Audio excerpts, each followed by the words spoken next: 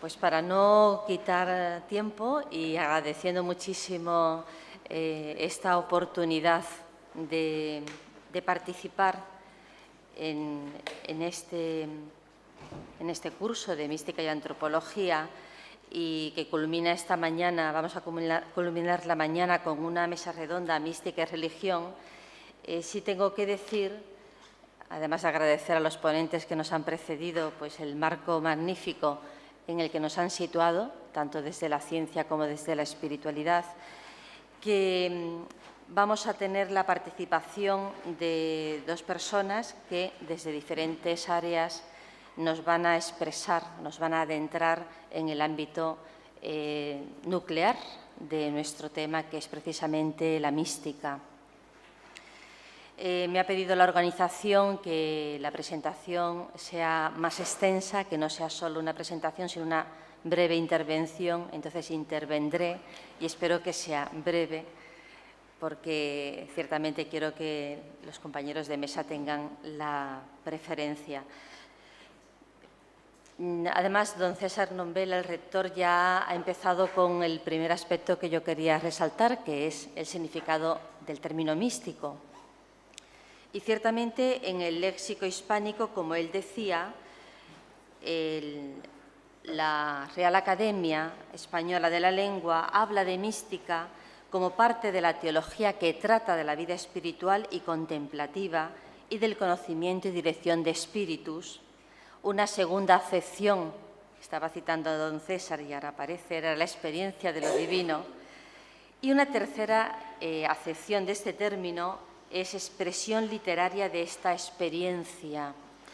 Y aunque la primera acepción, teología mística, se circunscribe al cristianismo describiéndola como parte de la teología dogmática y moral que se refiere a la perfección de la vida cristiana en las relaciones más íntimas que tiene la humana inteligencia con Dios, las otras dos acepciones más generales remiten a la experiencia de lo divino y a su expresión verbal.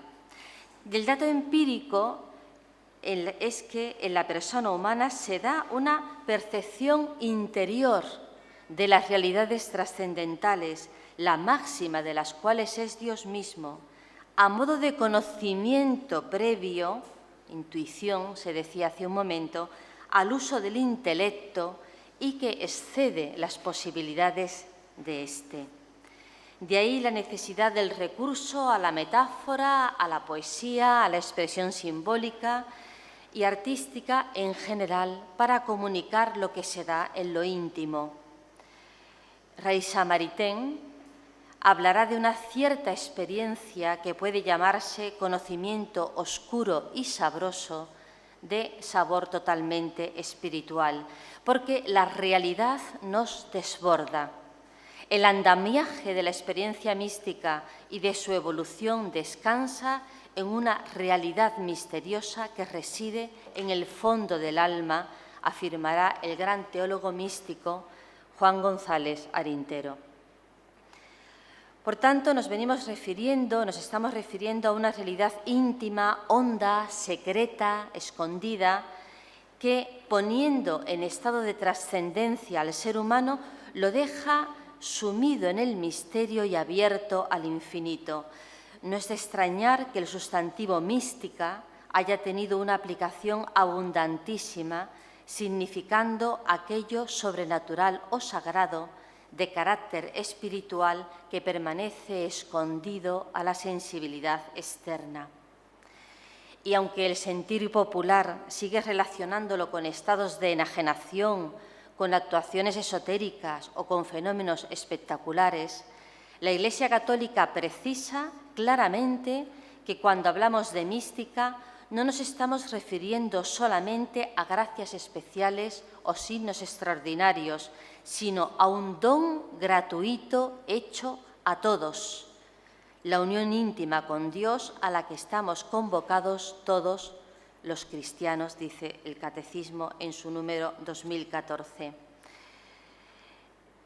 ¿Qué entendemos por una concepción mística de la antropología? Ya se ha hablado esta mañana y además hay un texto, antes se preguntaba, ¿hay algo más sobre este tema? Pues Hay todo un libro que explica la concepción mística de la antropología de Fernando Rielo. Bueno, pues brevemente, para Rielo la mística es la ciencia que trata la actuación de la divina presencia constitutiva en el espíritu humano, con el espíritu humano. Es una acción de Dios en el hombre, con el hombre, una acción teantrópica. Por tanto, para Rielo, hablar de mística es hablar de antropología, y hablar de antropología es hablar de mística, porque el hombre es fundamentalmente un ser místico. Afirma Rielo que la persona humana es un ser místico porque su naturaleza posee la capacidad esencial de tener experiencia positiva e incrementativa de todos los valores y virtudes. Y esto sea cual sea la religión de la persona, e incluso aunque rechace toda religión, ciertamente habrá niveles. Toda persona posee experiencia de algún acto en el que está presente la verdad, la bondad o la hermosura del amor.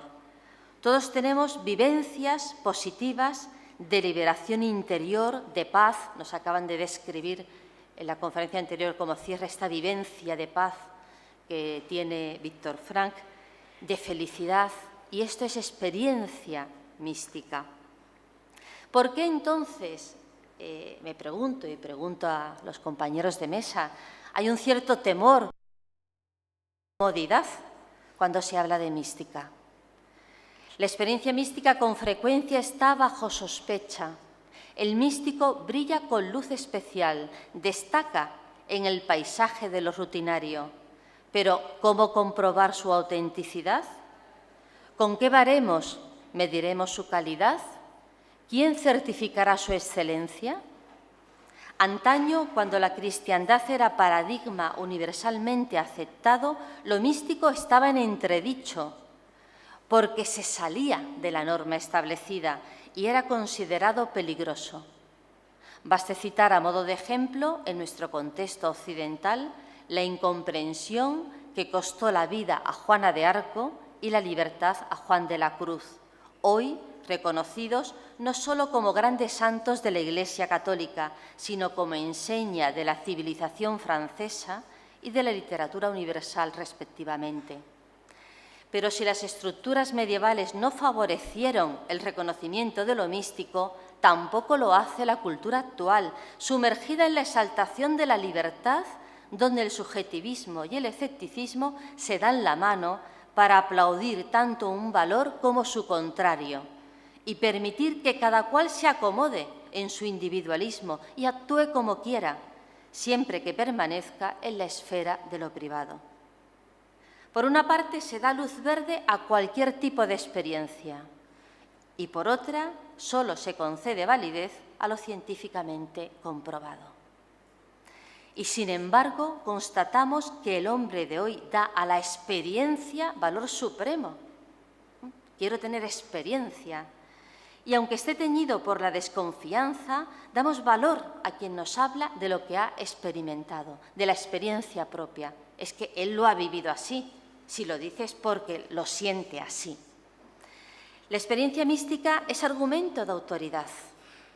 En nuestro contexto teológico, Karl Rahner afirma, y todos lo citamos desde entonces, que el cristianismo del futuro o será un místico o no podrá ser cristiano, porque la espiritualidad del futuro no se apoyará en convicciones o en ambientes religiosos generalizados, en estructuras, aunque las tenga que haber y las haya, sino en la experiencia de Dios y en la decisión personal, el uso de la libertad del que nos acaban de hablar.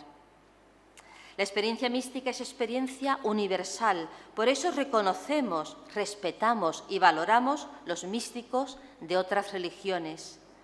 Esta universalidad del dato místico ha recorrido todas las épocas y culturas, marcando la biografía de creyentes y de ateos.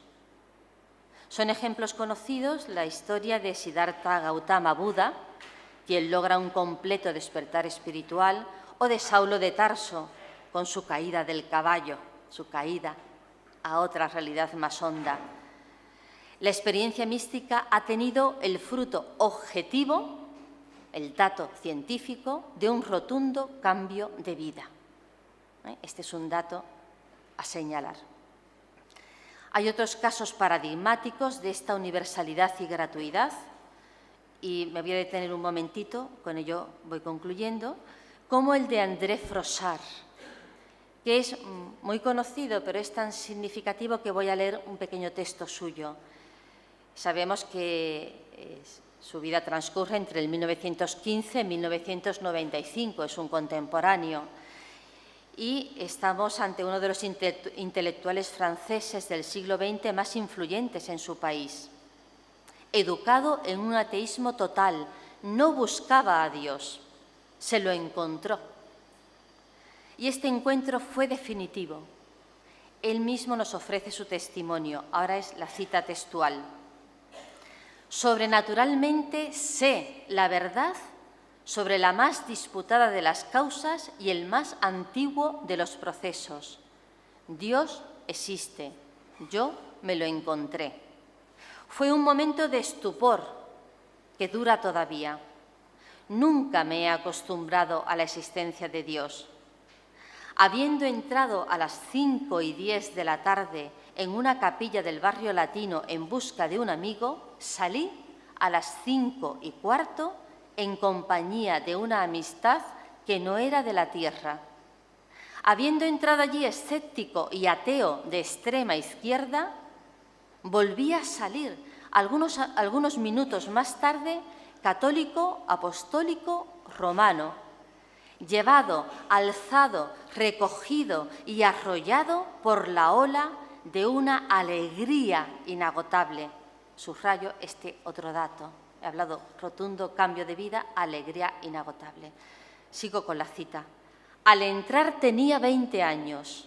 Al salir era un niño, listo para el bautismo, y que miraba en torno a sí con los ojos desorbitados, ese cielo abierto, habitado, esa ciudad que no se sabía suspendida en los aires, esos seres a pleno sol que parecían caminar en la oscuridad, sin ver el inmenso desgarrón que acababa de hacerse en el toldo del mundo.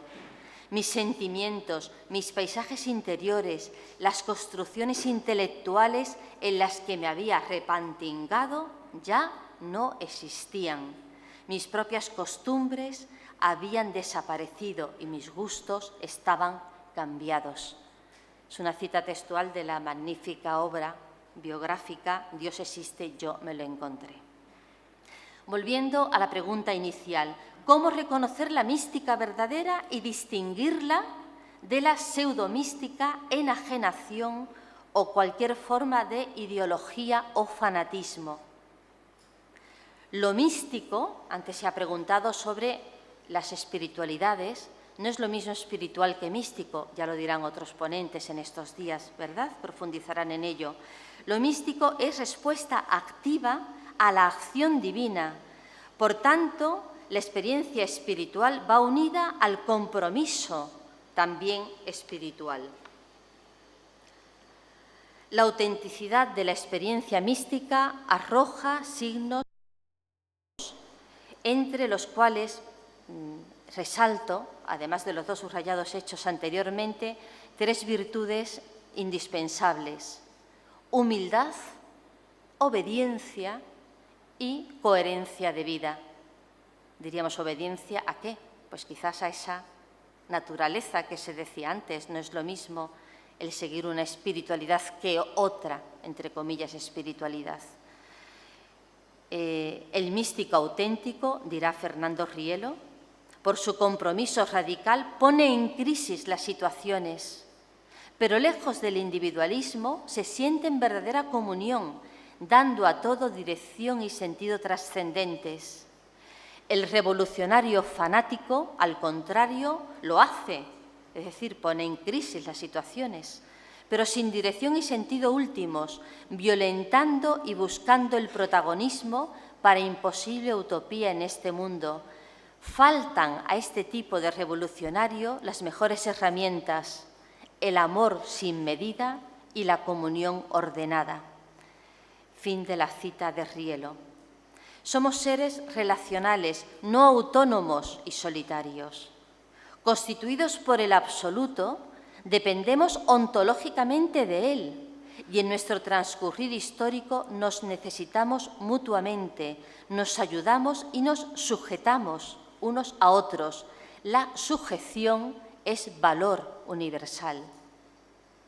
Por tanto, amor sin medida y comunión ordenada serán indicadores de autenticidad de la experiencia mística y convocatoria a la donación, la generosidad, a salir de uno mismo para sujetarnos a alguien con mayúsculas que da unidad, dirección y sentido al actuar humano.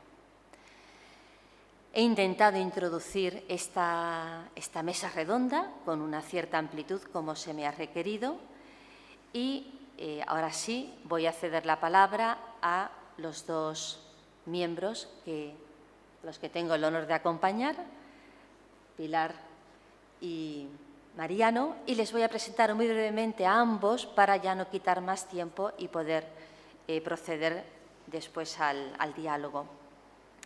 Doña Pilar Ferrer Rodríguez es profesora en la Universidad Católica de Valencia, San Vicente Mártir, ya desde hace 2 décadas, y se desenvuelve en los campos de antropología y de ética. En el momento actual, lleva el máster de antropología personalista y también trabaja en el máster de doctrina social de la Iglesia en el ámbito de la ecología. Su formación en filosofía, que es licenciada, y su doctorado en teología por la Universidad de Navarra, pues le dan una capacitación magnífica para los temas en los que ella se desenvuelve y de los que tiene numerosas publicaciones y cursos, muchos de ellos centrados en el ámbito del personalismo y en la persona también algunas de sus publicaciones de Karol Wojtyła, el Papa San Juan Pablo II. Y precisamente el aspecto que ella va a tratar va a ser la influencia de la mística de San Juan de la Cruz en la obra de Wojtyła, Juan Pablo II. Y Mariano Ruiz Campos, yo creo que quizás uno de sus ámbitos más importantes actuales es el rector del seminario. Del Colegio del Patriarca, ¿no? Por tanto, que dicen que es una de las bellezas, creo que por el edificio, pero sobre todo por el contenido. Él es también de la zona, es del Turia, sacerdote de la diócesis de Valencia, profesor en la Facultad de Teología San Vicente Ferrer, donde enseña las asignaturas de Dios uno y trino, antropología teológica y eclesiología. Y su tesis, pues se decía antes, ¿qué hay que hacer con el misterio? Nos envuelve, lo evadimos. Pues él se ha sumergido plenamente porque su tesis doctoral es El misterio de la Trinidad, nada menos, en Guillermo de Saint-Exupéry. Y ciertamente esta publicación, que además está a punto de ver la luz en la BAC, por tanto podremos leerla, creo que también le hace una persona muy capacitada para lo que nos va a transmitir. También quiero resaltar de él que es uno de los teólogos con los que cuenta actualmente la Conferencia Episcopal Española, porque forma parte de la Comisión Teológica Asesora de la Comisión Episcopal para la Doctrina de la Fe. Pues muchas gracias, Pilar, muchas gracias, Mariano. Cedo la palabra en primer lugar a Pilar y a continuación a Mariano y finalmente pues el diálogo con ambos. Gracias. Bueno, en primer lugar, agradecer el que se me haya invitado a esta sesión. Como ha dicho Lourdes, lo que voy a hablar es de la influencia de la mística de San Juan de la Cruz en la obra de Karol Wojtyła, San Juan Pablo II. Para ello me centraré en 3 puntos. El primero es cómo conoció a San Juan de la Cruz a través de Tyranowski, que era el sastre el encuentro con San Juan de la Cruz y, finalmente, la influencia de la mística de San Juan de la Cruz en el método y en la obra de Boitigua. Trato de poner de relieve en esta sesión la influencia que ha tenido el gran místico español San Juan de la Cruz en la obra de Karol Wojtyła. En primer lugar, veremos cómo llegó a conocer a Juan de la Cruz a través de Tyranowski y su influencia en la elaboración de su tesis doctoral, La doctrina de fe según San Juan de la Cruz. Pero la autoridad e influencia de este autor no se limita a sus escritos sobre el místico español, sino que abarca toda su obra.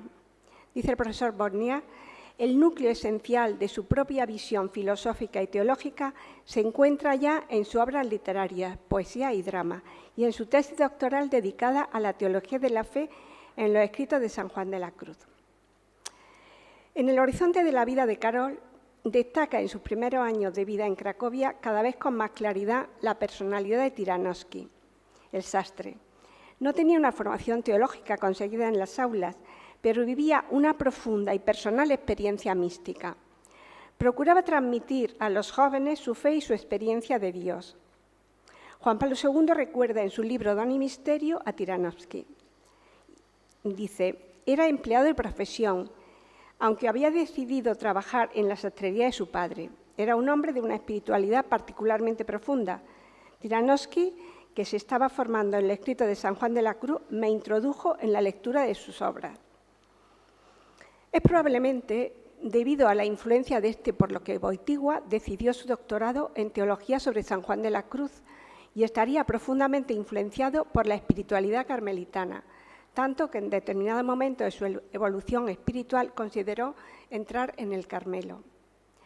Wojtyła le dedicó un escrito donde revela al apóstol Jan Tyranowski y dice: él fue un apóstol de la grandeza de Dios, de la belleza de Dios y de la trascendencia de Dios, y lo había aprendido de su guía espiritual San Juan de la Cruz. Tyranowski tendía a leer en San Juan de la Cruz una fenomenología de la experiencia mística como Wojtyła. El encuentro con San Juan de la Cruz. El encuentro con el misticismo sanjuanista despierta en el joven Wojtyła el deseo de acercarse más a las ideas del gran místico español acerca de la fe y experiencia de Dios en el hombre. Los estudios de la Universidad Anglicana de Roma le permiten ir más al fondo de la doctrina de San Juan. Bajo la dirección del profesor Garrigou Lagrange, gran conocedor de la obra del místico español, escribe su primer trabajo teórico, que constituyó su tesis doctoral, una de sus tesis, acerca de la fe según San Juan de la Cruz. En el análisis de la obra de San Juan, Wojtyła subraya el carácter personalista del encuentro del hombre con Dios, que se realiza en la fe y por la fe. Dios no debe ser pensado como un objeto, sino como una persona que no puede ser conocido más que en la relación de don recíproco. La fe es una iniciativa de Dios que atraviesa la estructura natural del hombre, la ilumina y, en cierto sentido, la hace objeto de la experiencia. Para San Juan de la Cruz, lo que hace posible el encuentro con Dios en la fe, aunque esta fe es una fe oscura, en la que la inteligencia deja de ejercer, por así decirlo, su tarea cognoscitiva. Por la experiencia mística de la fe, el hombre tiene acceso al conocimiento real y verdadero de Dios, aunque no empírico. La fenomenología de la experiencia mística de San Juan llevó al hombre desde el principio hasta el fin hacia el núcleo irreductible de su persona y le muestra la necesidad de trascenderlo hacia la verdad que es Dios mismo. El nuevo descubrimiento de la dimensión sobrenatural del hombre que hace San Juan de la Cruz es lo más importante para Wojtyła. El hombre desconocido, en cierto modo, se revela en el misticismo sanjuanista de manera más plena y objetiva. Si por una parte la fe es la clave para la comprensión del hombre porque le permite experimentar su realidad personal de modo más profundo, por otra parte la experiencia mística conduce al nivel de percepción subjetiva más aguda. Por eso podemos decir que para comprender al hombre en la plenitud de su ser es preciso, en cierto sentido, partir de la experiencia mística. La fe ofrece una experiencia del hombre que pone de relieve su valor universal. La profundidad del encuentro de Karol Wojtyła con San Juan de la Cruz parece mostrar una clara afinidad espiritual, gracias a la cual ambos representan una modalidad semejante de lectura de la verdad del hombre y de Dios. No por casualidad, San Juan Pablo II llama al místico español maestro de la fe. En su tesis, Boitigua ponía énfasis en la naturaleza personal del encuentro con Dios. Ese encuentro con el Dios viviente no está reservado tan solo a los místicos. Es el centro de toda vida cristiana. La experiencia mística revela cosas importantes acerca del camino hacia Dios y de la naturaleza de nuestra comunión con Él, como dos personas que se aman llegan a vivir una dentro de la otra sin perder sus propias y únicas identidades. La experiencia mística es la experiencia de la autotrascendencia del propio límite creatural hacia Dios. En la tesis se ve una tendencia a no resolver el lenguaje experiencial, que parte del sujeto en San Juan de la Cruz, en un lenguaje metafísico que parte del objeto. La fenomenología de la experiencia mística y su análisis nos lleva al núcleo ontológico de la persona para comprender que es preciso partir de la experiencia mística. En cuanto a la naturaleza de la fe, según San Juan de la Cruz, dice Boitigua, todo lo que en la teología teórica se estudia tiene en los escritos de San Juan de la Cruz un valor primordialmente vital. De alguna manera roza cuestiones especulativas y abstractas, pero siempre argumentando por la experiencia y por estas vías las esclarece. Este enfoque redunda necesariamente en la manera de presentar y de escribir sobre las realidades místicas. En conclusión, la enseñanza del doctor místico nos presenta la fe como una luz que hace al entendimiento proporcionado a las verdades divinamente reveladas, verdades que contienen la divinidad. Se trata, pues, de una luz infusa. Boitigua pone de manifiesto ya desde los primeros años de su formación sacerdotal que encontró en él un guía seguro en los senderos de la fe. En su tesis pueden encontrarse las ideas fundamentales a las que volverá más tarde durante su pontificado. No se trata solamente de algunas tesis teológicas, sino también de un método de acercamiento a la realidad en su totalidad. Juan Pablo II, en la Carta Apostólica Magister in Fide, nos dice: el santo de Fontiveros es el gran maestro de los senderos que conducen a la unión con Dios. Él indica los caminos del conocimiento mediante la fe, porque solo tal conocimiento en la fe dispone el entendimiento a la unión con el Dios vivo. Muchos son los aspectos por los que San Juan de la Cruz es conocido en la Iglesia y en el mundo de la cultura, como literato y poeta de la lengua castellana, como artista y humanista, como hombre de profundas experiencias místicas. Sin embargo, entre tanta riqueza de temas y contenidos, quiero fijar la atención en su mensaje central: la fe viva, guía del cristiano, única luz en las noches oscuras de la prueba, llama ardiente alimentada por el Espíritu. Aquí hasta la cita de San Juan Pablo II. La influencia de la mística de San Juan de la Cruz en el método y en la obra de Boitigua. La influencia del místico español no se reduce a la tesis de doctorado, sino que abarca toda su obra.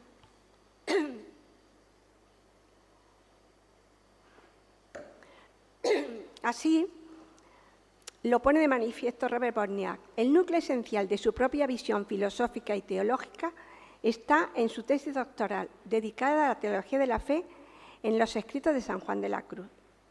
Así, la poesía que aparece en su vida por primera vez cuando tiene 18 años y su interés por la mística española se apoyan y enriquecen mutuamente. La lectura de la poesía de San Juan de la Cruz como seminarista y joven sacerdote ha contribuido a la cristalización de su espíritu poético. Aunque Boitigua escribía poesías también antes, pero el encuentro con el místico español lo ha llevado a una transformación interior de su obra poética. Gracias a esta ósmosis con el estilo poético de San Juan de la Cruz, la poesía de Boitigua supera el límite de la madurez poética. El influjo de la poesía de San Juan de la Cruz se transparenta en su estilo literario, en las imágenes que utiliza en el canto del Dios escondido y en el canto del esplendor del agua. Leemos algo de la experiencia mística entre la distinción del hombre en relación a Dios y de la unión con Dios, que es fruto de la acción de Dios en el alma humana. Las imágenes que cambian, el mar, el campo, el umbral, la fuente, el pozo, la barca, muestran la dinámica de la vida sobrenatural, que por su esencia es difícil, casi imposible, designar con un nombre. Solo un esbozo del panorama se abre al conocimiento de lo que sucede en el interior. Tabosky también habla de la correspondencia poética entre las imágenes del mundo externo y las experiencias interiores evocadas por los poemas de Karol Wojtyła. Los paisajes externos están estrechamente ligados al paisaje de la intimidad del alma y se pasa de los unos al otro. La síntesis de San Juan de la Cruz contiene no solamente una sólida doctrina teológica, sino sobre todo una exposición de su vida. Su lectura, después de más de medio siglo de la redacción del ensayo, la doctrina de fe junto a San Juan de la Cruz, demuestra cómo en él estaban ya delineados los filones esenciales del pensamiento y de la enseñanza de Juan Pablo II. Impresiona sobre todo la sensibilidad del autor de la tesis de doctorado para extraer los contenidos antropológicos de la experiencia del hombre. Algunos de los aspectos que constituyen la clave hermenéutica de la producción literaria del Papa se pueden resumir. En el ámbito del conocimiento, la síntesis de fe y razón. En el ámbito de la existencia, la síntesis de teología y vida. Y en el ámbito de la comunicación, la síntesis entre la poesía, el símbolo y el comentario.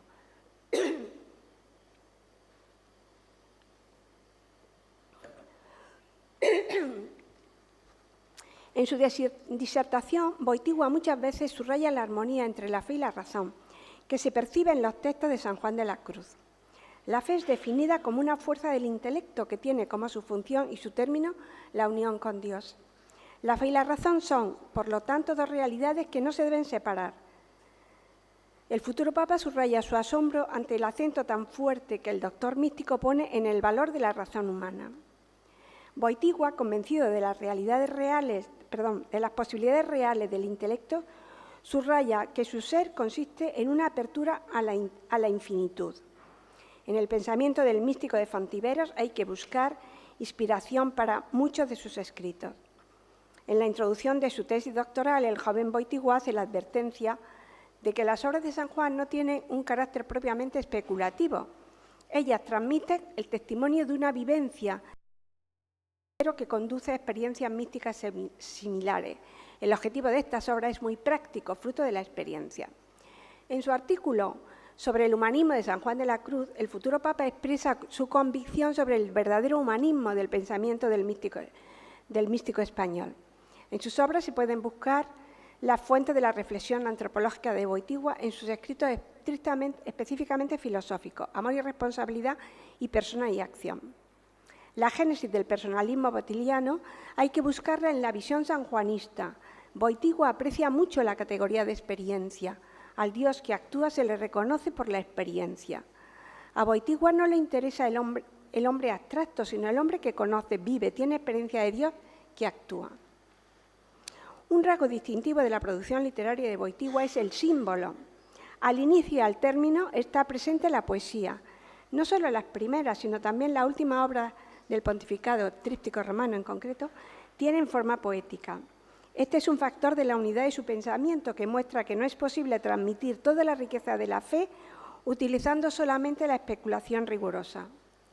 Los numerosos símbolos presentes en los comentarios de San Juan de la Cruz revelan que Boitigua ve ya desde el principio la insuficiencia de un texto puramente teológico y especulativo para presentar toda la riqueza de la experiencia de la fe.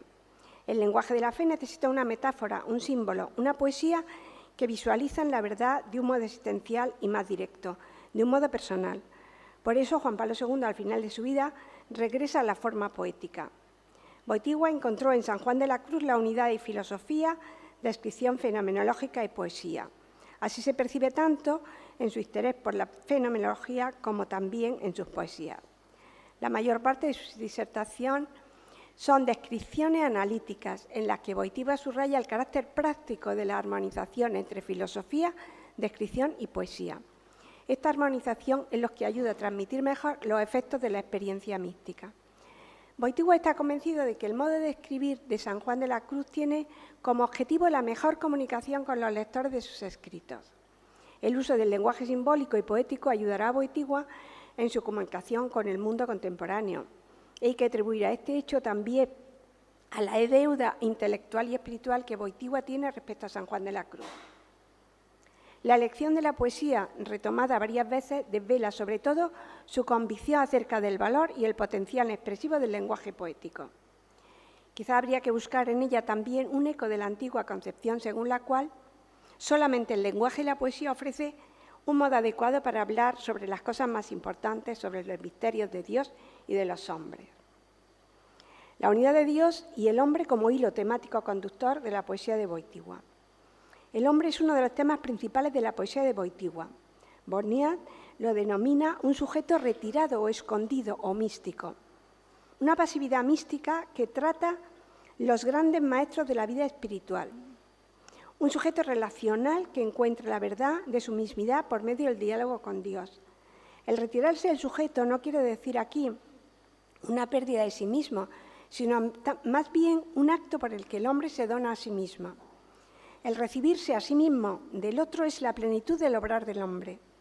Esta retirada del sujeto se percibe en la misma estructura poética de la poesía wojtyliana. El sujeto narra en ella un encuentro desbordante con la plenitud de la vida, dando de esta manera un testimonio de la importancia del objetivo para la vida interior del espíritu humano. Esto se ve también en su drama. El verdadero drama interior de Albert, o sea, el protagonista de Hermano de nuestro Dios, consiste en pasar de una autocomprensión marcada por el dominio de la exterioridad histórica hacia un espacio donde el centro de la vida del espíritu humano revela su estructura icónica. Albert Mielowski, un artista trabajador social, se convierte en Fray Albert, un personaje cuya mismidad está centrada totalmente en el misterio de Cristo. Aquí podemos descubrir el sentido más adecuado y profundo de las poesías wojtylianas. El hombre, al devenir un sujeto retirado, se da cuenta que él mismo es una relación con Dios vivo. La idea del sujeto retirado, teomórfico, incluso místico, lleva consigo una concepción fuertemente social del ser humano. El hombre wojtyliano es un ser en comunión. En las poesías de Wojtyła aparece constantemente la misma idea de la relación recíproca entre Dios y el hombre. Para el futuro Papa Juan Pablo II, lo humano encuentra su punto de referencia y su lugar de comprensión en lo divino. Se puede destacar, además, el interés analítico por las experiencias básicas del hombre que bajo su pluma se convierten en las vías importantes del acceso a Dios, del acceso de Dios al hombre y del hombre a Dios. La unión de fenomenología y poesía también pertenece a estos enfoques nuevos que muy a menudo sorprenden las poesías wojtylianas. Podemos concluir que las obras más tempranas de Wojtyła tienen que ser tratadas como paradigmáticas para toda su producción literaria.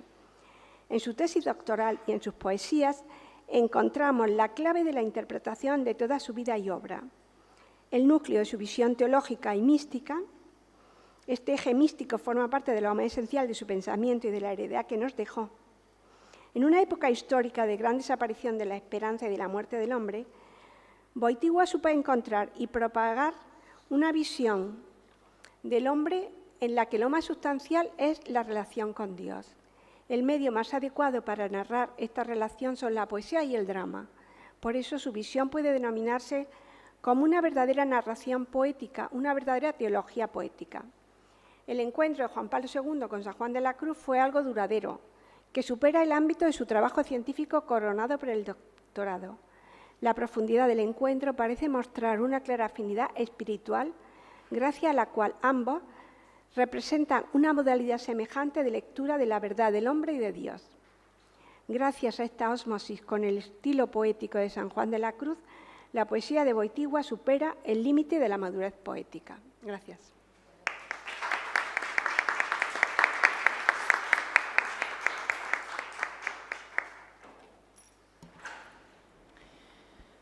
Buenas tardes ya a todos y comenzar agradeciendo pues, tanto a doña Lourdes la presentación como a los organizadores del seminario, a las autoridades de la universidad, pues la invitación. He de comenzar confesando que la invitación a participar en esta mesa redonda, además de honrarme, por supuesto, me inquietó bastante porque, por varios motivos, ¿no? Pero sobre todo porque yo, ni por mi formación académica, ni por mi experiencia personal, diré así, ni cristiana, estoy demasiado familiarizado con el tema de la mística, ¿no? Además, el tema, ¿no?, de esta mesa redonda, mística y religión, me parecía lo suficientemente amplio como para no saber a qué acogerme, ¿no?, en mi intervención, ¿no? Ya casi había decidido rescatar algunos pasajes de mi tesis, que como ha dicho Doña Lourdes trata sobre un teólogo y místico del siglo XII, Guillermo de Saint-Thierry, un contemporáneo de San Bernardo de Claraval, y de una profundidad tanto teológica como mística comparable a la suya, no nada inferior. Cuando un amigo mío, profesor como yo de la Facultad de Teología, además admirado maestro, ha sido profesor mío antes, me orientó hacia un pequeño texto, apenas 6 páginas, de Ortega y Gasset, en el cual se trata de teología, que es a lo que yo me dedico, y se trata de mística, aunque en un tono un poco despectivo, como ahora veremos. Se titula Defensa del teólogo frente al místico. Bueno, pues he de reconocer que ese pequeño escrito que yo no conocía me cautivó desde el principio. Me cautivó el estilo incisivo, mordaz a veces, pero no desprovisto de cierta profundidad de Ortega. Y luego me cautivó también por un segundo motivo. Y no es que Ortega se muestre claramente favorable a los teólogos frente a los místicos, y yo, aunque en un sentido muy amplio, me encuentro entre los primeros. No es por eso. Me cautivó porque yo creo que en la defensa que hace Ortega de la teología frente a la mística, al menos yo creo ver un cierto prejuicio antiteológico que existe hoy en día en muchos cristianos, diría que en la mayoría de los cristianos, incluso entre aquellos que se dedican al estudio de la teología, como muchos de mis alumnos, futuros sacerdotes, ¿no? Algunos de ellos apelan precisamente a una supuesta vocación mística para sustraerse al esfuerzo del estudio, de la reflexión, del concepto. Todo esto hizo que me interesase ese pequeño escrito de Ortega, ¿no? Y que no me pudiese resistir a presentároslo aquí, a unas sabiendas de que quizá algunos de ustedes lo conozcan, ¿no? Creo que es apropiado hacerlo, aunque ya les digo, ya está dando que Ortega no tiene una actitud favorable hacia la mística, ni mucho menos. Y creo que es oportuno hacerlo en este ámbito, primero porque creo que está bien escuchar una voz disidente hacia nuestro tema, y no por un interés, digamos, apologético, a ver qué dicen nuestros contrarios para poder responderles mejor. No por eso, o no principalmente por eso. Creo que escuchar una voz disidente como la de Ortega nos puede venir bien a nosotros para cuestionarnos nuestras seguridades, replantearnos nuestras certezas y, por tanto, ser capaces de fundamentarlas mejor. Así que ya les adelanto desde el principio que yo no estoy totalmente de acuerdo con Ortega, con la impugnación que hace de la mística, ¿no? De hecho, yo simplemente lo que pretendo en esta intervención mía es ceñirme lo máximo al texto orteguiano para exponer su contenido y al final yo hacer unas pequeñas consideraciones mías, matizando yo creo que algunos aspectos de su reflexión que merecen ser matizados. Así que sin más preámbulo, vamos al texto de Ortega. Vamos a comenzar viendo cómo comienza Ortega ese pequeño escrito. Ya les digo que son 5 páginas y si vale la pena que se entretengan a leerlo. Está en el volumen 5 de sus obras completas. Ese pequeño texto comienza Ortega exponiendo sus objeciones hacia la mística, o al misticismo, como dice. Yo creo que estaría bien incluso terminológicamente distinguir entre mística y misticismo, ¿no? Yo creo que la mística tiene un significado noble, ¿no? Mientras que el misticismo, como todos los ismos, ¿no? Muchas veces es una degeneración de la mística, ¿no? Lo mismo que espiritualidad y espiritualismo, ¿no? En clave cristiana no existe espiritualismo, ¿no? O espiritualismo desencarnado, ¿no? Hay espiritualidades, pero el espiritualismo como algo desencarnado no es cristiano. Pues algo podríamos decir de la mística. Por lo tanto, partamos de las objeciones que Ortega hace al misticismo. Y fijaos, las objeciones no proceden, como podría uno pensar a primera vista, se trata de un filósofo. La primera objeción es que el misticismo tiene siempre o se presenta con un carácter inefable, con un carácter intransferible, incomunicable. La experiencia mística no se puede decir, no se puede transmitir, ¿no? No, esto para Ortega no es una objeción. Dice, hay muchas cosas, muchas realidades de nuestra experiencia cotidiana que tampoco se pueden comunicar por medio de palabras. Dice, por ejemplo, el sonido o los colores. No se pueden transmitir. Son, en el fondo, realidades inefables. A un ciego de nacimiento, por mucho que te esfuercen en explicarles con palabras qué es el color rojo, si no tiene experiencia del color rojo, aunque se lo expliques, no lo entenderán. En cierto sentido, el cromatismo es una realidad inefable e incomunicable. por medio de palabras. Eso para Ortega no es una objeción contra la mística ni contra el misticismo.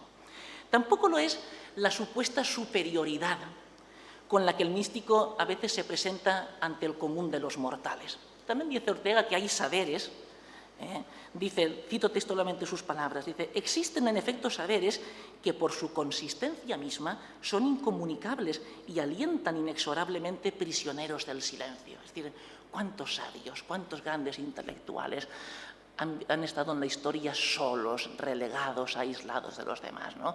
Y en cierto sentido una cierta superioridad sobre el resto de las personas, ¿no? Eso tampoco es un motivo para impugnar la mística, según Ortega. ¿De dónde viene su objeción fundamental? Pues la objeción fundamental de Ortega al misticismo radica en lo que él llama el nulo beneficio intelectual que la visión mística aporta a la cuestión de Dios. No es que lo que los místicos dicen no aporte nada a la vida en general, no. Hablando de la cuestión de Dios, en concreto, Ortega dice que el misticismo no aporta prácticamente nada de válido a la cuestión de Dios. Sobre todo, dice él, si comparamos la filosofía y la mística. Dice la filosofía aporta al pensamiento luz. ¿Qué aporta? Dice, aporta fundamentalmente luz, porque la vocación de la filosofía, según Ortega, es una vocación, dice él, de superficialidad, en el sentido de que lo que busca la filosofía es sacar a la superficie, sacar a la luz lo que está oculto, desvelar el sentido de lo oculto, en el sentido de la palabra griega aletheia, verdad, es desvelar, sacar a luz. Por tanto, la filosofía tiene esa vocación de iluminar, de sacar a la superficie, ¿no? Y sin embargo, cito ahora las palabras de Ortega, dice, si el misticismo es callar, filosofar es decir, descubrir en la gran desnudez y transparencia de la palabra el ser de las cosas, decir el ser, ontología, decir el ser. Frente al misticismo, la filosofía quiere ser un secreto a voces. Por tanto, y por extensión podríamos decir la teología, que es el discurso, ¿no?, racional sobre Dios, trata de sacar a la luz, de hacer comprensible, de expresar en palabras lo oculto. Mientras que el misticismo, por el contrario, tiende justamente a sumergirse, dice Ortega, en lo abismático, en la oscuridad, y por eso corre el riesgo de perder toda noción de claridad, de mesura. Dice, por eso su lenguaje muchas veces es paradójico, completamente paradójico, ¿no? Y de ahí, por esa tendencia, ¿no?, del misticismo a sumergirse en lo oscuro, a oscurecer, digamos, la experiencia de lo real, dice Ortega que la Iglesia, lo ha apuntado también doña Lourdes al principio, la Iglesia siempre ha tenido una gran prevención contra los místicos. Cito otra vez las palabras de Ortega. Dice, los partidarios de la bullanga en todo orden preferirán siempre la anarquía y la embriaguez de los místicos a la clara y ordenada inteligencia de los sacerdotes, es decir, de la Iglesia. Es curioso, pero Ortega, aunque se declaraba una persona agnóstica, tuvo siempre una gran admiración por la tradición cristiana y sobre todo por la tradición católica. Pensaba que era un elemento fundamental para comprender nuestra cultura, ¿no? O sea, que no es ni mucho menos un pensador anticlerical o anticristiano. Bueno, pues dice, los partidarios de la bullanga, en toda orden, preferirán siempre la anarquía y la embriaguez de los místicos a la clara y ordenada inteligencia de los sacerdotes, es decir, de la Iglesia. Yo siento no poder acompañarlos en esa preferencia, a los que prefieren eso de los místicos. Me lo impide una cuestión de veracidad. Y es que cualquiera teología me parece transmitirnos mucha más cantidad de Dios, más atisbos y nociones sobre la divinidad que todos los éxtasis juntos de todos los místicos juntos. Teología y no éxtasis, concluye Ortega. Bien, aquí las objeciones, hasta aquí las objeciones, ¿no?, principales que Ortega presenta, ¿no?, contra el misticismo. En el fondo él dice que en lo que se refiere a Dios nos aporta un poco de claridad, y en el fondo donde no hay claridad no hay verdad, poco de verdad, ¿no? ¿Dónde radica más en concreto la aporía del éxtasis, vamos a llamarlo así, la aporía del misticismo, según Ortega? Aquí pasaríamos a un segundo punto de su escrito. Después de exponer las objeciones, él se adentra en tratar de describir dónde está la aporía de la pretensión del misticismo. Bueno, pues ahí está en que mientras que la filosofía se presenta como un conocimiento teorético, es decir, un conocimiento mediado por conceptos, un conocimiento con vocación de claridad, la mística lo que nos promete es un nivel de conocimiento en teoría superior, es la visión, la experiencia directa, por tanto un conocimiento directo, intuitivo, inmediato. Ya no está mediado por el pensamiento, mediado por los conceptos, dice Ortega, pero la cuestión es si lo logra transmitirnos de un modo inmediato esta experiencia de la divinidad. Y Ortega considera que no. Ahí está la aporía de la mística, ¿no? Del misticismo. Ortega considera que no consigue al final esto y él lo deduce, se desprende, dice él, de que la lectura de las obras místicas al final nos deja siempre, es su opinión, le deja siempre como una cierta decepción. Y una decepción por dos motivos, dice él. Dos decepciones que le causa la lectura de los místicos. Dice, la primera es que el autor, supuestamente el místico es un hombre de experiencia, es un hombre que ha buceado en los abismos del misterio divino. Por tanto, se supone que algo debe notarse, algo debe repercutir en su vida. Voy un poco a la pregunta que nos formulaba al principio, ¿no? Ortega se la pregunta, dice, es como el que te dice que viene de haber buceado en el mar, inmediatamente tú rastreas en su vestimenta si queda el resto de alguna alga, de un resto. Dice, sin embargo, no se suele apreciar eso en las pretensiones de muchos supuestos místicos. Dice el místico, dice Ortega literalmente, debería haber vuelto de su experiencia más deshumanizado. Y yo pongo el guión porque yo entiendo que Ortega dice deshumanizado no en el sentido de que debería haber vuelto de la experiencia hecho peor persona, sino más transfigurado en lo divino, más parecido a lo divino. Y sin embargo, en muchos casos no es así. Por eso, esa es una primera decepción, ¿no? que le causa a Ortega la obra de muchos supuestos místicos, ¿no? Que no hay, digamos, una manifestación en su vida, en su ser, de esa experiencia. Dice, hay una segunda causa que produce decepción en la lectura de los místicos, y es que es cierto que el lenguaje es bello. Dice, además, ¿no es curioso que en casi todas las lenguas los autores que más han cultivado la belleza de esa lengua hayan sido los místicos? En España tenemos el ejemplo más claro, ¿no? En San Juan de la Cruz, en Santa Teresa de Jesús, que son grandes figuras de la literatura española, ¿no? Pero pasa en todas las lenguas, ¿no? Pasa en alemán, pasa en casi todas las lenguas. Pero curiosamente la belleza del lenguaje, reflexiona Ortega, que suele caracterizar las obras de los místicos, no repercute al final en nada nuevo que contar. Dice, de hecho, de grandes místicos como Plotino, como el maestro Eckhart, él incluye entre los grandes místicos a un contemporáneo suyo, a Bersón, dice, de estos, lo más interesante es su pensamiento filosófico y no sus aventuras extáticas, dice él. Con lo cual, el místico parece que con la belleza del lenguaje nos está proponiendo recorrer siempre un camino, pero un camino en el cual no llegamos a alcanzar del todo su fin. Más aún, cuando llegamos al final del camino, ya sea a la cumbre, como en San Juan de la Cruz, a la cumbre del Monte Carmelo, o a la meta del camino, el místico nos suele decir, mira, aquí es el silencio, aquí no te puedo decir más, aquí se acabó nuestra aventura. Y nos encontramos con el vacío, con el silencio, o lo que es peor, dice Ortega, con la trivialidad, expresada que siempre en forma de paradojas, eso es el lenguaje del místico, docta ignorancia, hablar inefablemente, con paradojas o muchas veces con tautologías, Dios divino, etc. Leo literalmente las palabras de Ortega. Dice, confesemos que al llegar a cada uno de estos estadios sentimos lo que desde él divisamos no es una cosa mayor, pero la esperanza de que en el próximo se manifestará ya lo insólito y magnífico nos mantiene alertas y animosos mientras recorremos con el místico su camino, ¿no? Dice, mas he aquí que al llegar a la última morada, Santa Teresa, a la cima del Carmelo, San Juan de la Cruz, al último escalón, San Juan Clímaco, cita él, yo diría San Bernardo, también habla de una escalera, ¿no?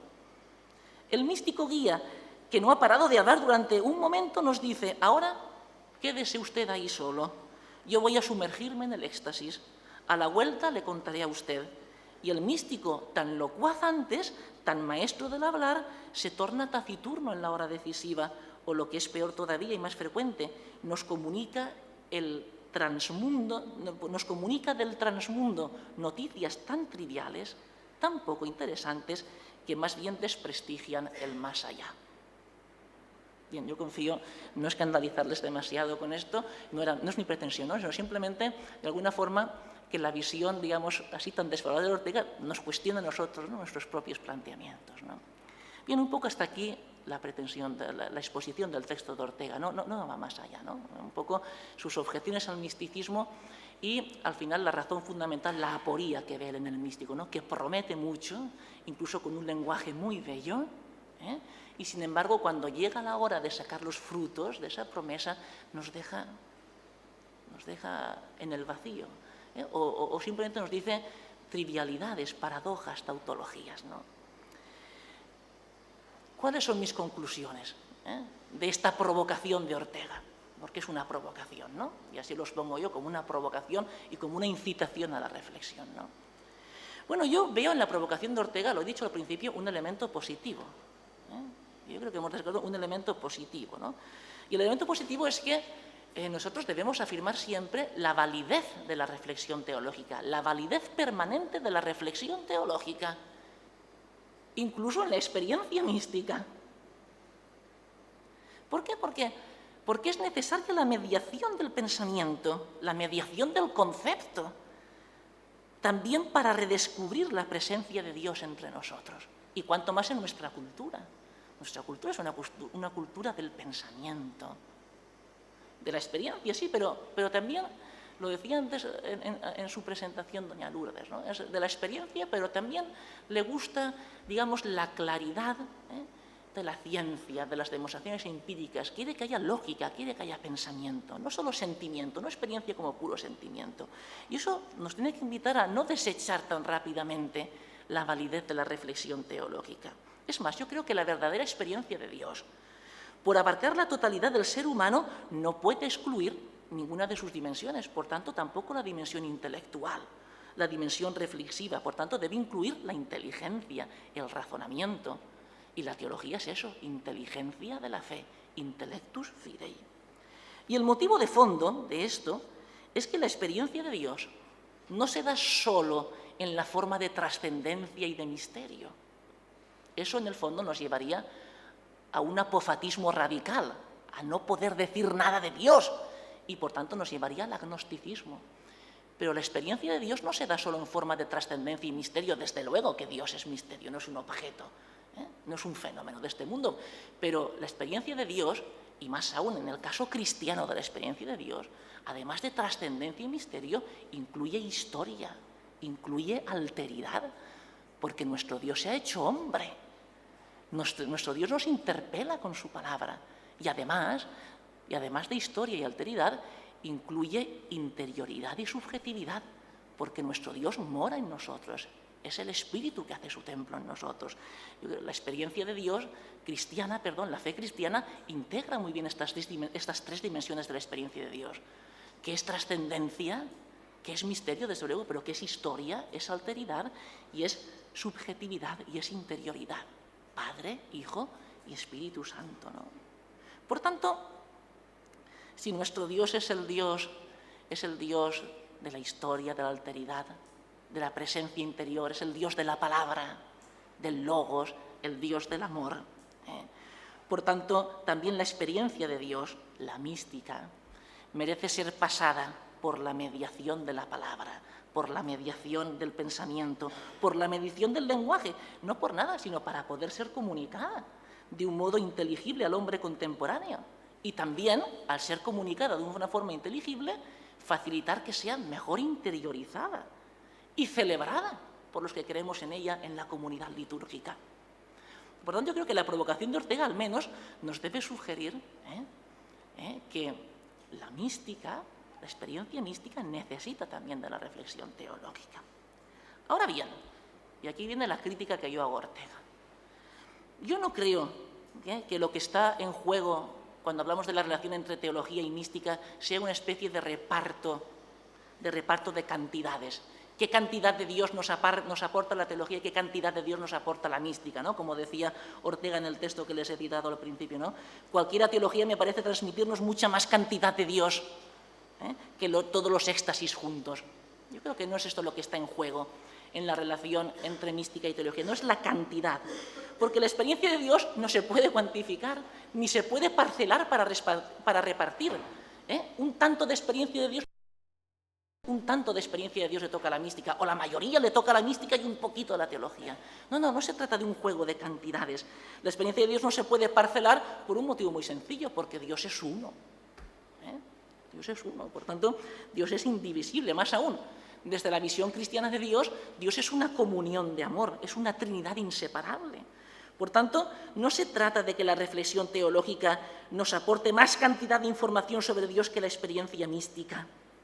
Yo creo que se trata más bien de mantener la tensión, la sana tensión entre ambas dimensiones de la experiencia de Dios, la del teólogo y la del místico.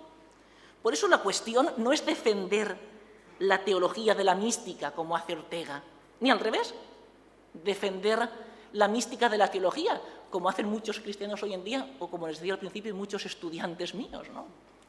No se trata de eso, ¿no? De lo que se trata más bien es yo creo que deberíamos integrar ambas dimensiones, ¿no?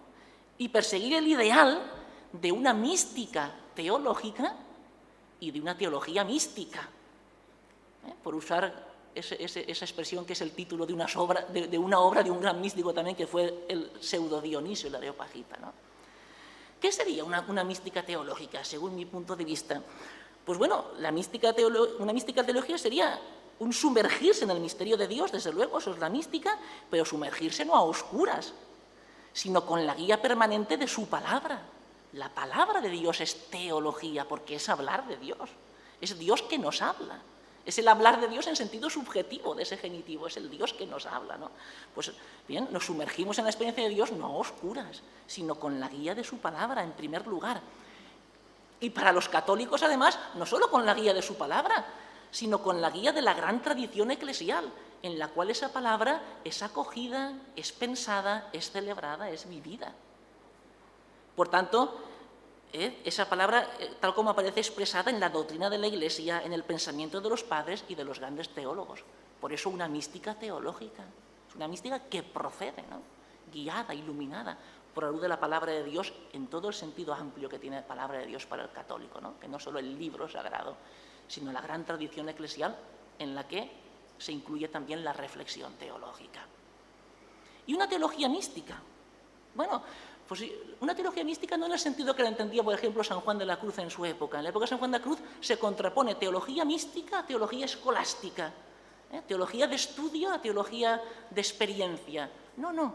Una teología mística en el sentido, digamos, que sería la repercusión en el ámbito intelectual de reflexión de la intuición de Rahner que nos han recordado al principio. El cristiano del futuro o será un místico, es decir, una persona que ha experimentado algo, o no será cristiano. Es decir, se trataría de una reflexión, la teología mística para mí se trataría de una reflexión, por tanto teología, pero una reflexión hecha desde la experiencia, por tanto mística.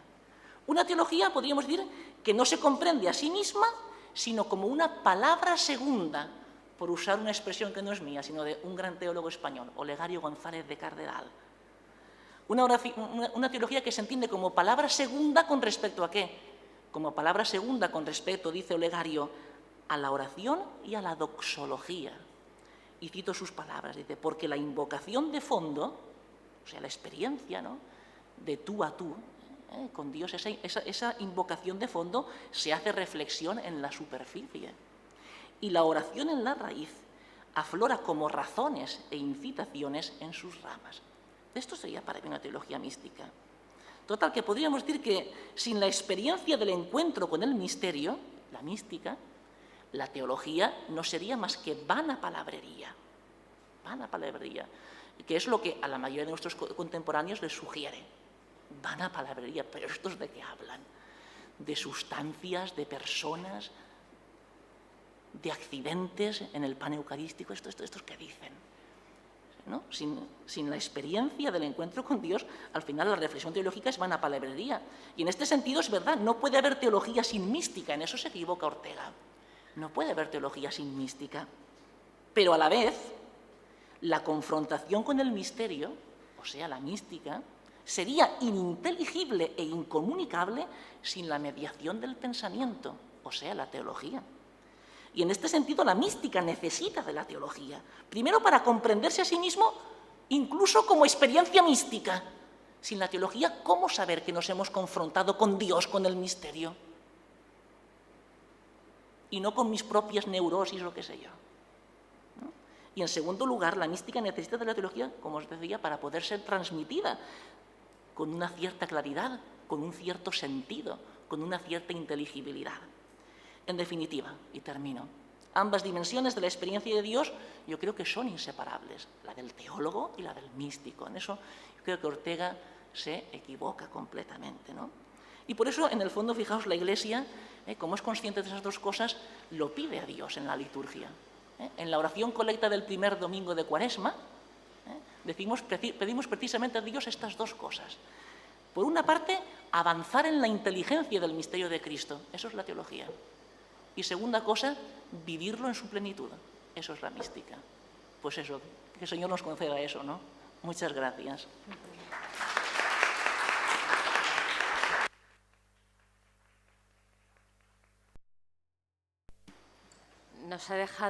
Nos han dejado ambos impresionados, pero podemos expresar esta experiencia. No sé de cuánto tiempo disponemos para quizás una pregunta, ¿no? Hasta y cuarto, muy bien. Pues, ¿alguna intervención? Pues la directora del curso tiene la palabra. Perdón. Pero me gustaría, aunque el profesor Mariano Ruiz Campo, yo creo que ha contestado muy bien a la provocación de Ortega, me gustaría hacer un comentario. Yo no recuerdo el texto de Ortega, porque usted ha dicho en el 5º volumen, bueno, no lo recuerdo, pero... Las páginas 455, 459, si quieren. Sí, pero me refería a su tiempo histórico. Pero me gustaría decir dos cosas, ¿no? Ortega, en la idea del principio de Leibniz, que es un libro ya de los años 30, probablemente una de sus mejores obras filosóficas, ha dicho, como usted ha recordado muy bien, que apoya, ¿no? La filosofía sería más auténtica si recogiera el cristianismo, no recuerdo muy bien. Y en un artículo, sí recuerdo la fecha, de 1908, en Los Santos, explica la importancia del místico. Como no recuerdo esa fecha, lo que sí recuerdo, o lo que sí me gustaría situarlo, en la polémica que vive constantemente Ortega, porque él sí dice que sigue al dios Jano, por lo tanto al dios de la paradoja o de las dos cabezas, ¿no? Hay que recordar que Unamuno estaría más cerca, desde el sentimiento trágico de la vida, de la mística, y que Unamuno ha ido a Bersón, lo cual Ortega admira, aunque ahí lo diga así, de esa manera, con sus metáforas y sus propias paradojas.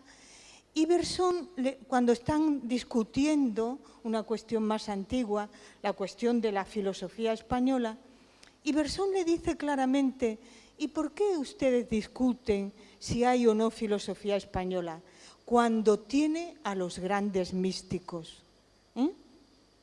Y yo creo que Ortega está respondiendo a eso, y por eso responde de una manera tan brillante, pero al mismo tiempo tan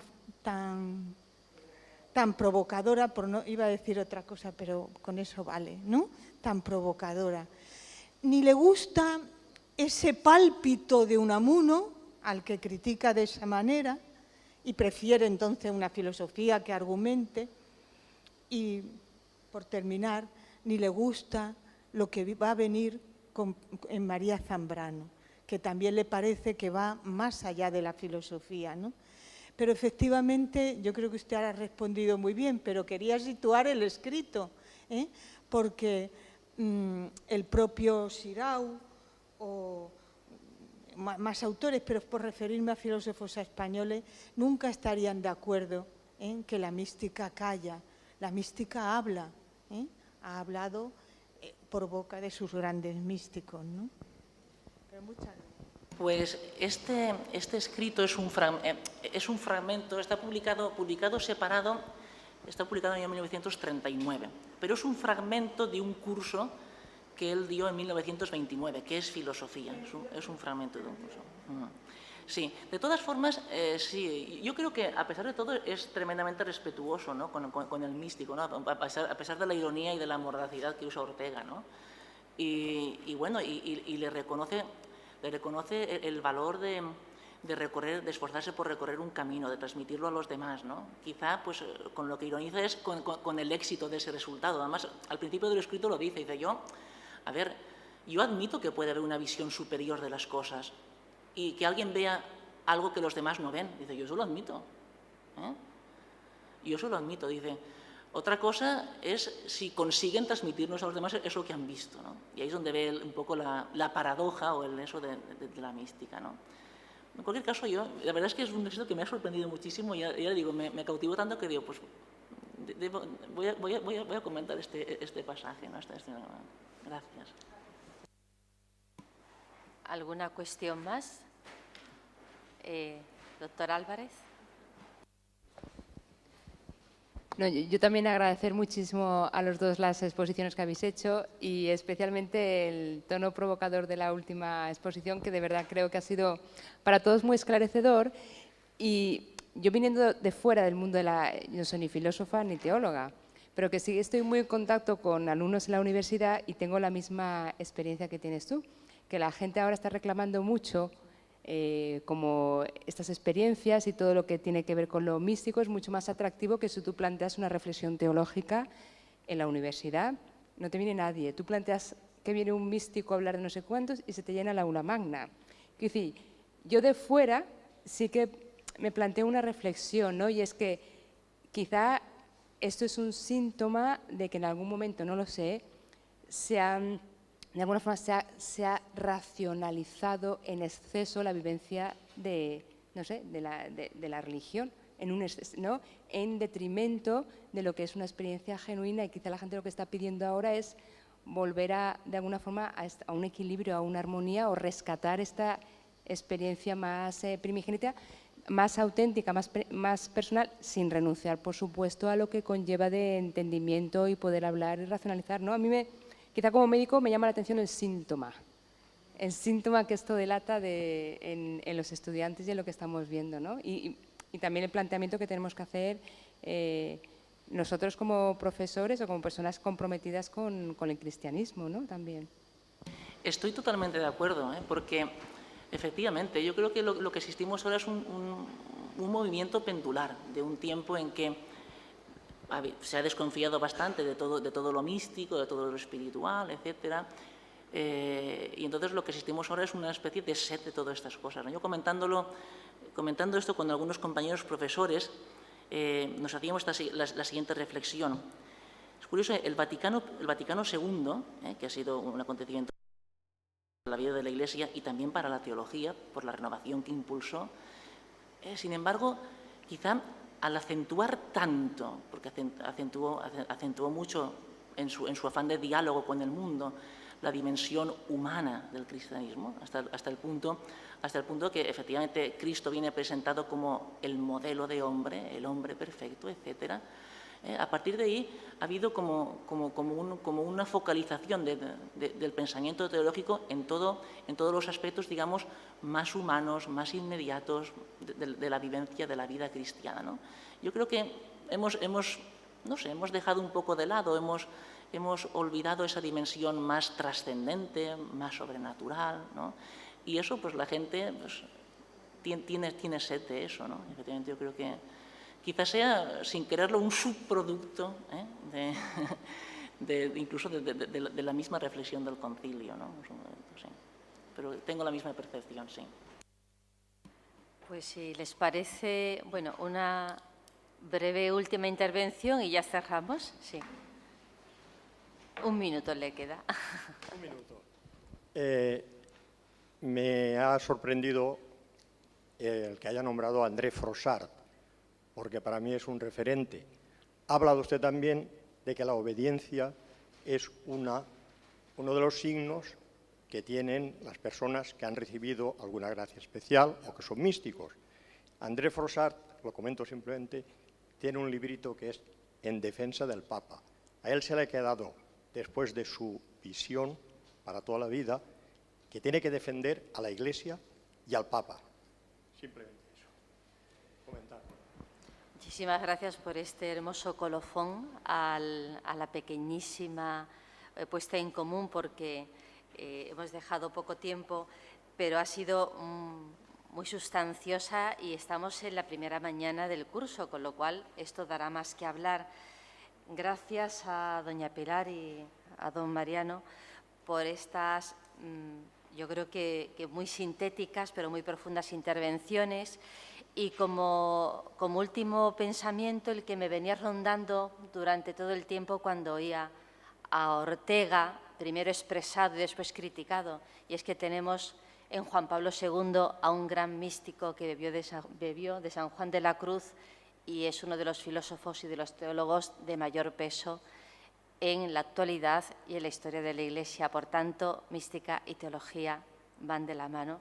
Mística y religión van de la mano, porque la una sin la otra sería otra cosa, estaríamos en otra temática. Pues muchas gracias y no sé si la directora del curso quiere decir algo y si no, pues según el programa, que tengan una buena tarde, que por supuesto reflexionen, la dediquen a reflexionar lo que han visto aquí, lo que han oído esta mañana, no hagan otra cosa que contemplar y meditar lo que hoy se ha dicho aquí, para lo cual qué mejor que pasear por Valencia. Hasta mañana a las 9:30. Gracias. Muy bien.